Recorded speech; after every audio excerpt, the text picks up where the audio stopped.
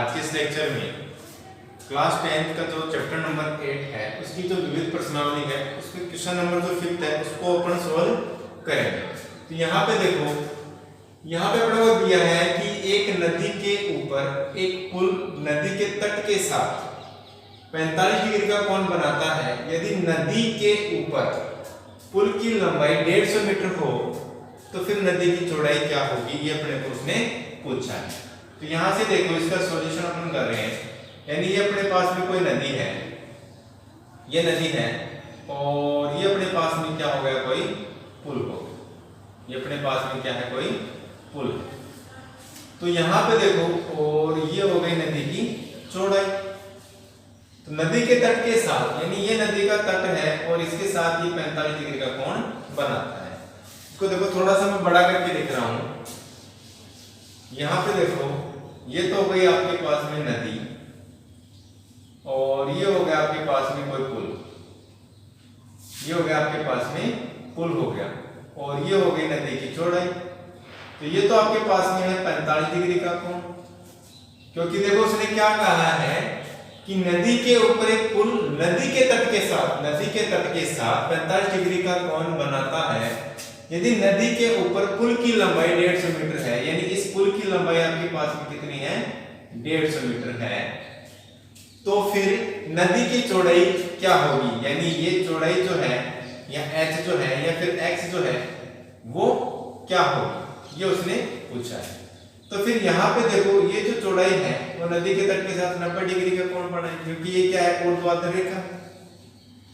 अगर मैं इसको a और इसको b और c मान लूं तो फिर देखो त्रिभुज ABC में ये हो गया अपने पास में त्रिभुज ABC में, और त्रिभुज ABC में जो AC है, AC बराबर x है और वो क्या है, नदी की चौड़ाई। ये हो गई आपके पास में नदी की चौड़ाई। यहां पे देखो और ये जो AB है वो क्या है, अपने पास में त्रिभुज में कर्ण है और ये सामने वाली भुजा हो गई लंब। तो फिर देखो कर्ण और लंब किस में आते हैं, यानी कि अगर मैं ये लिख दूं कि लंब बटा कर्ण, लंब बटा कर्ण, तो लंब बटा कर्ण, लंब क्या है आपके पास में AC है और कर्ण क्या है आपके पास में AB। तो लंब बटा कर्ण क्या होता है आपके पास में, साइन थीटा होता है। तो फिर साइन थीटा जो है, थीटा कितना है यहाँ पे 45 डिग्री, तो आ गया 45 degree is equal to AC, और AC आपके पास में है x और वो क्या है, नदी की चौड़ाई, अपॉन में AB, और AB क्या है, पुल की जो लंबाई है वो है, पुल की लंबाई है 150 मीटर। साइन 45 डिग्री क्या होता है आपके पास में, साइन 45 डिग्री होता है, टेबल से अपन जानते हैं 1/√2 होता है, और ये आएगा आपके पास में x अपॉन में 150। x की वैल्यू अपने को निकाल के लेके आनी है, तो यहां से क्रॉस मल्टीप्लाई करोगे आप तो ये आएगा x√2 इज इक्वल टू 150। ये से मल्टीप्लाई होगा, ये से मल्टीप्लाई होगा, तो x इज इक्वल टू क्या आ गया आपके पास में 150 बटा √2। √2 को यहां से हटाना है आपको, तो फिर यहां से देखो इसका परिमेयकरण करोगे आप √2 √2, तो ये आएगा आपके पास में √2 तो हो गया 2, तो आ गया 150 √2 अपॉन में 2। इसको इससे कैंसिल करोगे आएगा 75 बार, तो आएगा आपके पास में 75 √2 मीटर। यानी कि जो नदी की चौड़ाई है AC जो है वो क्या आ गया आपके पास में, नदी की चौड़ाई, और वो कितना है 75 √2 मीटर आपके पास में इसकी चौड़ाई आएगी। अच्छे क्वेश्चन है, इन क्वेश्चनों की बार-बार प्रैक्टिस आप करते रहो, क्योंकि जब तक आप इनकी प्रैक्टिस नहीं करोगे इन क्वेश्चनों को आप सोल्व नहीं कर पाओगे, यानी आपको काफी दिक्कतें आएंगी। नेक्स्ट जो बड़ा क्वेश्चन है उसमें देखो क्या दिया हुआ है कि दो खंभों के शीर्ष जिनकी चौड़ाई 20 मीटर तथा 14 मीटर है, यानी दो खंभे दिए हुए हैं अपने को। तो यहां से देखो इसका सॉल्यूशन अपन करेंगे। तो ये अपने पास में दो खंभे हैं, एक की तो जो चौड़ाई है वो है 20 मीटर और दूसरे की जो चौड़ाई है वो है 14 मीटर। यानी लंबाई मान लो आप, इसको लंबाई कर लो, आप क्या कर लो, लंबाई या फिर ऊंचाई कर लो, ऊंचाई हो गई ऊंचाई। तो ये तो हो गया 20 मीटर का, तो ये तो आ गया आपके पास में 20 मीटर।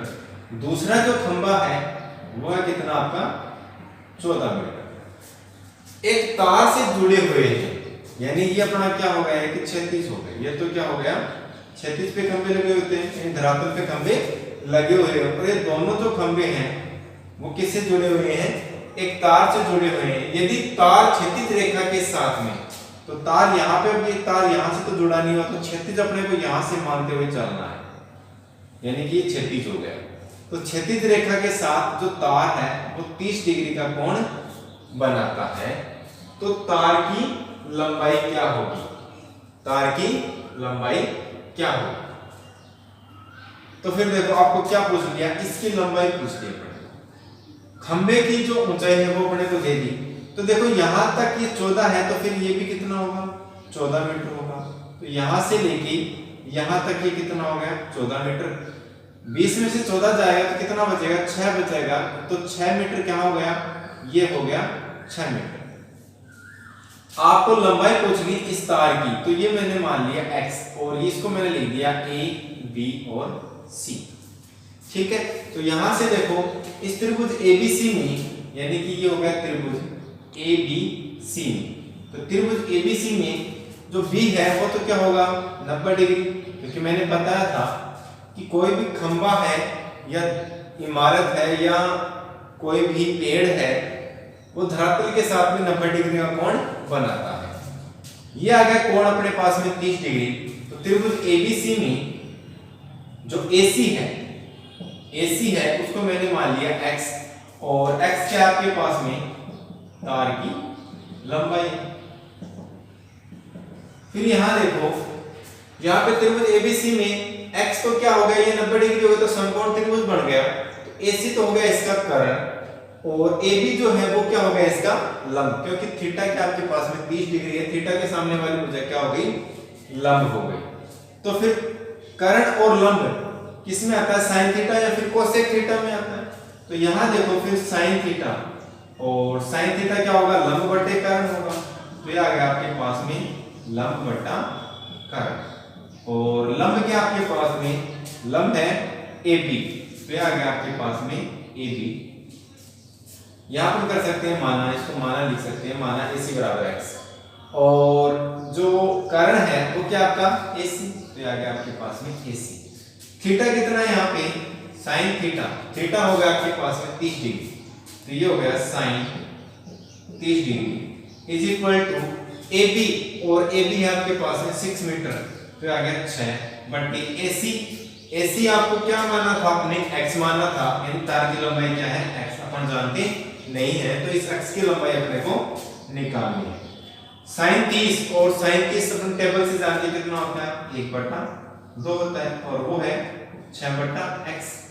यहां से इनको क्रॉस मल्टीप्लाई करोगे तो देखो कितना आएगा, x1 से मल्टीप्लाई होगा x आएगा, और 2 6 से मल्टीप्लाई होगा 2 into में 6 आएगा, ये आएगा x = 12, और ये क्या है मीटर में है।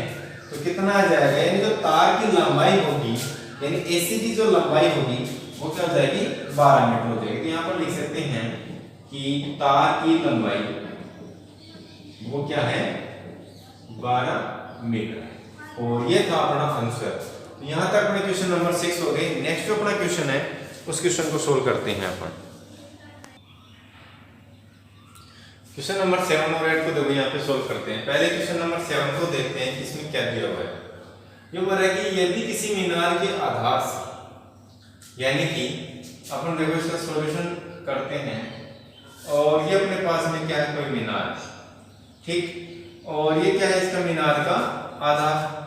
इस मीनार के आधार से A तथा B दूरी पर उसी सरल रेखा पर स्थित दो बिंदुओं से मीनार के शिखर के उन्नयन कोण क्रमशः 30 डिग्री तथा 60 डिग्री हो तो मीनार की ऊंचाई है। यहाँ पे देखो अपने को A > B दिया हुआ है, यानी अपने को दे दिया A > B। इसका मतलब ये हो गया कि जो A है वो क्या है बड़ी दूरी है, कहां से मीनार की जो आधार है वहां से, और उस बिंदु की जो दूरी है वो क्या है, इस बी से क्या है, बड़ी। और दूसरा देखो यहाँ पे, और इसी देखो सरल रेखा पर स्थित दो बिंदु, तो यहाँ पे अपने पास में कोई दो बिंदु स्थित हैं, एक तो ये बिंदु हो गया और दूसरा ये बिंदु हो गया। बिंदुओं से मीनार के शिखर का उन्नयन कोण, तो फिर देखो यहां से एक तो ये कोण हो गया, दूसरा हो गया आपके पास में ये वाला। तो यहां देखो आपको क्या दे दिया, ए दूरी कौन सी होगी, ए तो होगी ये वाली दूरी, यानी यहां से लेके यहां वाली दूरी। और जो बी दूरी है आपकी वो क्या होगी आपके पास में, बी दूरी हो गई आपके पास में ये वाली, क्योंकि ए क्या हो गया, बड़ा हो गया किससे, बी से। और देखो, और अपने पास में जो शिखर के उन्नयन कोण है वो क्रम से 30 डिग्री और 60 डिग्री है। तो देखो जो आधार के नजदीक वाला जो कोण होगा वो बड़ा होगा, और जो आधार से दूर जो बिंदु है वो क्या होगा, कोण छोटा होगा। तो ये कोण होगा 30 डिग्री और ये कोण कितना होगा, 60 डिग्री। और यहां से देखो मैं इसको लिख रहा हूं, ये हो गया ए बी सी और डी। तो ये कोण कितना होगा आपके पास में, 90 डिग्री, यानी कि एक क्या हो गया है आपके पास में समकोण त्रिभुज हो गया। तो फिर यहां से देखो आपके पास में त्रिभुज एबीसी से देखो, त्रिभुज एबीसी में, और त्रिभुज एबीसी में जब आप देखोगे, क्योंकि यहाँ पे अपने को क्या पूछा है, मीनार की ऊंचाई पूछी है, तो ये आ गई मीनार की ऊंचाई। तो त्रिभुज एबीसी में एबी बराबर माना, एबी बराबर क्या है, एच, और वो क्या है, मीनार की ऊंचाई, मीनार की ऊंचाई। तो फिर देखो ये क्या, एक समकोण त्रिभुज है, और समकोण त्रिभुज में लंब बटे आधार वो क्या होता है, tan थीटा होता है। तो यहाँ पे देखो आपके पास में tan थीटा, और वो होता है लंब बटे में आधार। तो यहाँ पे लंब क्या है आपके पास में, थीटा के सामने वाली भुजा लंब होती है, तो वो हो गया h बटे में आधार क्या है, आधार है आपके पास में b। यहां से नीचे लिख लो इसको, चलो यहां पे देखो थीटा कितना आपके पास में 60 डिग्री, तो आ गया tan 60 degree is equal to लंब हो गया आपके पास में h, यानी कि यहां पे मैं कर सकता हूं ab बटे में bc। तो ये तो हो गया h बटे में bc क्या आपके पास में b। tan 60 कितना होता है, tan 60 होता है आपके पास में √3, तो आ गया √3 is equal to h upon में b। इसको अगर 1 करोगे तो h बराबर में क्या आएगा आपके पास में, h बराबर में आएगा आपके पास में √3b, और ये आ गई समीकरण नंबर 1 आपके पास। दूसरा देखो, एक त्रिभुज आपको ये नहीं लेना है, ACD नहीं लेना है अपने को, क्योंकि यहाँ पे देखो कोण 90 डिग्री नहीं बढ़ रहा। दूसरा त्रिभुज क्या लोगे आप, ABD लोगे। तो दूसरा त्रिभुज यहाँ ले रहा हूँ, त्रिभुज ABD में, त्रिभुज ABD में देखो, ABD में आपके पास में AB है और आधार क्या हो जाएगा इसका, BD हो जाएगा। तो फिर यहाँ पे देखो tan थीटा, क्योंकि tan थीटा में क्या आता है, लंब बटे में आधार आता है, तो ये हो गया आपके पास में लंब बटे में आधार। तो लंब आपके पास में AB और आधार आपके पास में BD, ये तो आ गया AB बटे में BD। यहां से देखो, यहां से थीटा क्या है आपके पास में, थीटा है आपकी बात 30 डिग्री, तो इसको मैं लिख सकता हूं tan 30 degree is equal to AB क्या है h और BD क्या है a, तो ये हो गया h बटे में a। tan 30 का कितना होता है आपके पास में, 1 अपॉन में √3 होता है, और वो इक्वल है h अपॉन में a। तो यहां से देखो क्रॉस मल्टीप्लाई करोगे तो ये आएगा √3h is equal to a। भाई ये इससे मल्टीप्लाई होगा, a से मल्टीप्लाई होगा, h इज इक्वल टू क्या आएगा आपके पास में, h इज इक्वल टू आ गया आपके पास में a बटे में √3, और ये आ गया आपके पास में समीकरण नंबर 2। यहां से देखो समीकरण 1 और 2 आपके पास में है, तो समीकरण 1 और 2 को क्या करता हूं, मल्टीप्लाई कर दूं, तो यहां लिख रहा हूं मैं समीकरण 1 तथा 2 को गुणा करने पर, गुणा करने। तो जब a और 2 को गुणा करोगे तो देखो h, इधर आपके पास में LHS साइड में h है और इधर भी LHS साइड में h है, तो h इंटू में h बराबर है RHS साइड में √3 भी है, ये आ गया आपके पास में √3b इंटू में यहाँ पे RHS साइड में है a/√3, ये आ गया आपके पास में a/√3। तो यहाँ से h इंटू में h तो हो गया h स्क्वायर बराबर √3 से √3 के कैंसिल हो गया, क्या आ गया ab। यहाँ से h बराबर में क्या आएगा √ प्लस माइनस √ab, आ गया प्लस माइनस √ab, यानी कि h की वैल्यू क्या आ गई आपके पास में प्लस माइनस √ab। तो उसने क्या पूछी थी, मीनार की ऊंचाई पूछी थी और वो किसी भी इकाई में देगा, यानी कि मीटर या सेंटीमीटर में दे सकता है, तो वो क्या होगी हमेशा धनात्मक होगी। तो h बराबर क्या आएगा आपके पास में √ab प्राप्त हो जाएगा। यहां से जो इस क्वेश्चन का आप क्या ले सकते हो, स्क्रीनशॉट ले सकते हो। नेक्स्ट अपना क्वेश्चन है वह क्वेश्चन नंबर 8। तो क्वेश्चन नंबर 8 को देखो अपन सोल्व करते हैं और क्वेश्चन नंबर 8 में अपने को दिया है कि 25 मीटर ऊंचे एक स्तंभ के शिखर से एक मीनार के शीर्ष का उन्नयन कोण तथा मीनार के पाद का अवनमन कोण एक समान हो तो फिर मीनार की ऊंचाई क्या होगी। तो यहां से देखो इसको मैं हटा रहा हूं और क्वेश्चन नंबर जो 8 है उसको सोल्व करते हैं। तो यहां से देखो इसको सोल्व करते हैं अपन, इसमें अपने को क्या क्या दिया है उसको समझते हैं और उसके बाद में इस क्वेश्चन का सॉल्यूशन करते हैं। तो यहां से देखो उसने कहा कि 25 मीटर ऊंचे एक स्तंभ के शिखर से एक मीनार के शीर्ष का उन्नयन कोण। तो फिर देखो आपके पास में ये तो हो गई 25 मीटर एक स्तंभ, तो स्तंभ छोटा हो जाएगा किससे, मीनार से, और ये आपके पास में मीनार, और ये क्या होगा इसका धरातल होगा, यानी भूमि हो गई है, जमीन हो गई। यहां से देखो ये हो गया 25 मीटर, तो आ गया 25 मीटर।